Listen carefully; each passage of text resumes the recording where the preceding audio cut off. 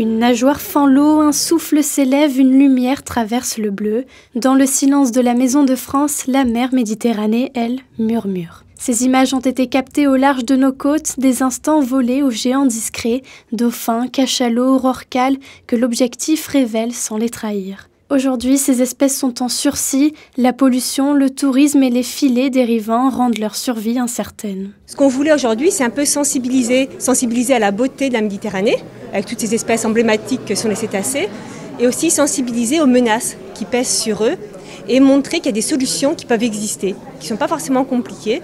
Je pense notamment à la diminution de la vitesse de certains navires, qui peuvent vraiment avoir un effet très positif sur la conservation des cétacés. On dépend en fait des Nations Unies, et plus précisément de la Convention des espèces migratrices. Et on est abrité en Principauté de Monaco depuis le début des années 2000. Ça a vraiment été une volonté du prince régnier et qui a été poursuivie avec conviction par le prince Albert II. Comme on passe beaucoup de temps dans l'eau, on voit des très belles choses, mais aussi on témoigne de choses un peu plus dures. Après, nous, on est professionnels, donc on se concentre sur nos images. Et l'idée de la photographie, en fait, c'est de raconter des histoires. Donc on raconte des belles histoires, mais aussi on va sensibiliser, essayer d'aller toucher le public pour essayer de l'inciter à changer un petit peu son mode de vie et surtout se poser les bonnes questions pour limiter son impact sur l'environnement. Aujourd'hui, en Méditerranée, les mammifères, par exemple, sont victimes du trafic maritime. C'est une des plus grosses menaces pour les mammifères marins, puisque c'est la pollution sonore et c'est les collisions avec les navires.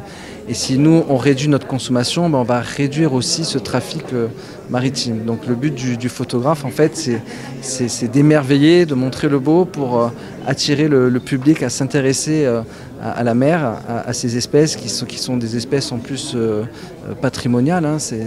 C'est incroyable comme espèce d'avoir des dauphins, des baleines juste devant chez nous. Mais il faut aussi être conscient qu'elles sont présentes et que nous, on a un impact sur notre environnement et sur ces cétacés. L'émotion saisit, mais suffit-elle à protéger ? C'est l'un des paris de cette exposition, toucher les regards pour éveiller les actes. Le chant des cétacés n'est plus seulement un mystère marin, c'est désormais un appel à l'action.